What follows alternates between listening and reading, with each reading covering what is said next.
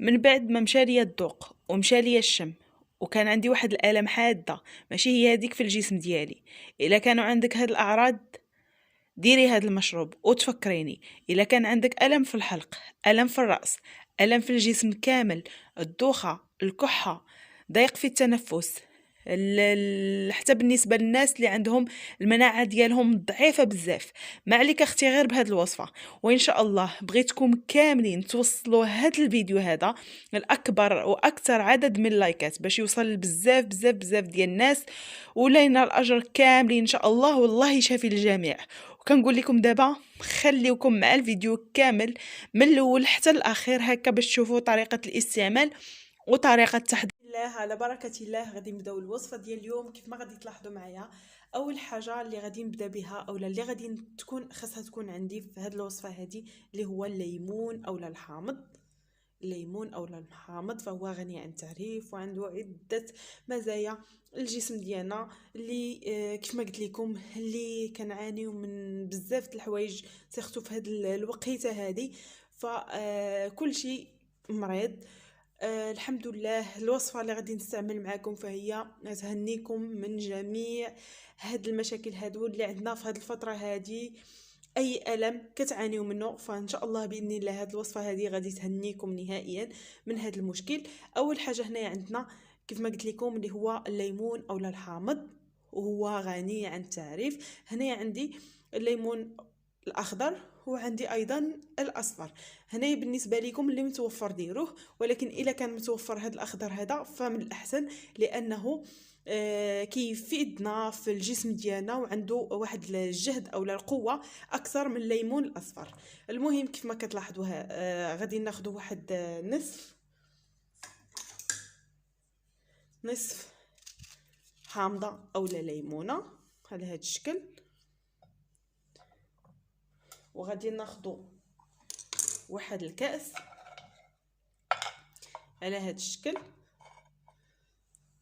غادي نزولوا هاد البذور هادو غادي نزولوهم على هذا الشكل، وغادي ناخذوا واحد الملعقه وغادي نبداو نخويو الليمون ديالنا في هذا الكاس هذا على هذا الشكل.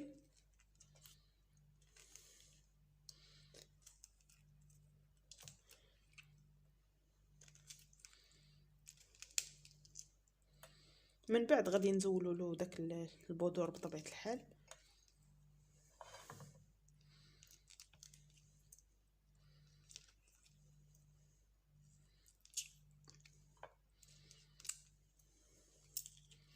ماشي غير غادي نعصروه ولكن غادي ناخذوا له هاد القليب ديالو، ما نحتاجوش غير عصير فقط.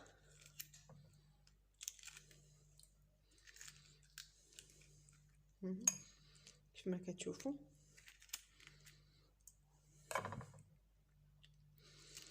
هنايا تقريبا تيبقاو لنا غير هاد الجيوب هادو.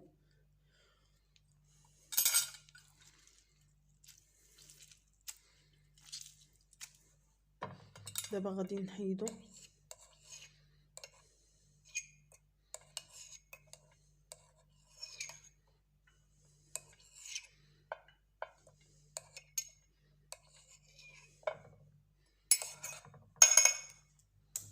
هانتوما.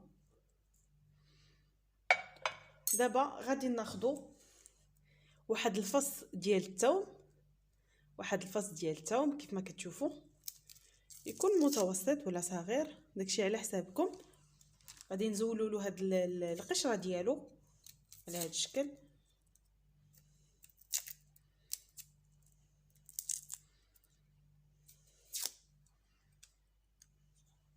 هنايا واحد المبشره اللي تكون رقيقه، ما ناخذوش هاد المبشره هذه هاد الغليظه، ولكن ناخذوا هاد الحكاكه هذه اللي تتكون رقيقه. وغادي ناخذوا هاد الفص ديال الثوم غادي نحكوه فيها.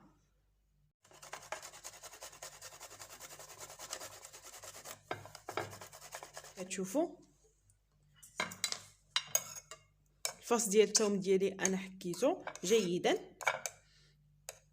فما كيبقاش فيه الرائحه نهائيا مع الحامض. فرائحته ما كتبقاش في هذه الوصفه هذه.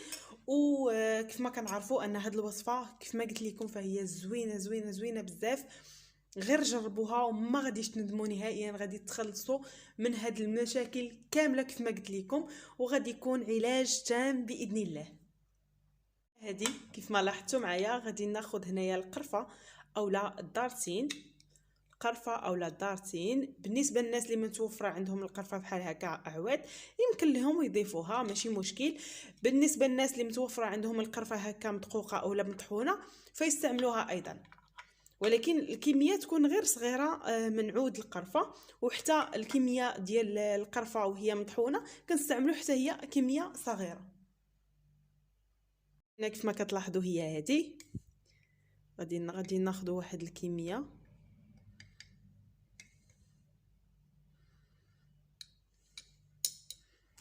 غير واحد شويه، حيت هنايا مدقوقه ما خصناش نستعملوا بزاف. واحد القبيصه ديال القرفه على هذا الشكل، كنحركوها مزيان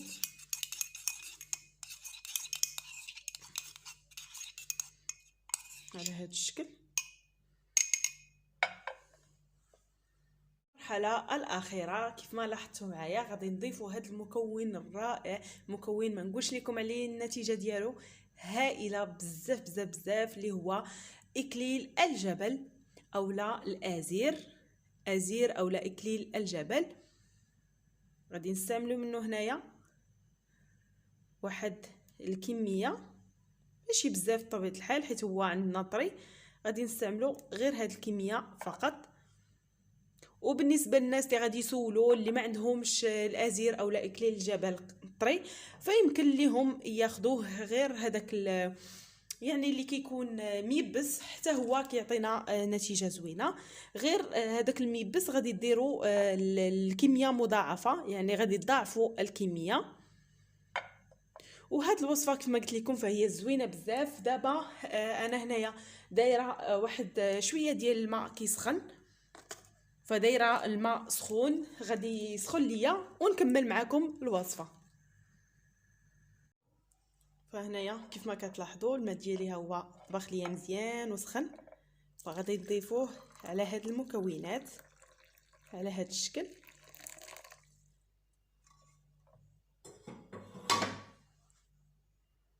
غادي نحرك مزيان وغادي نغطي عليه.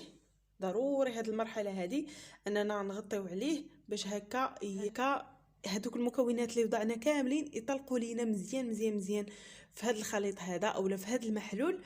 وعاد ديك الساعه غادي نعطيكم طريقه الاستعمال ديالو.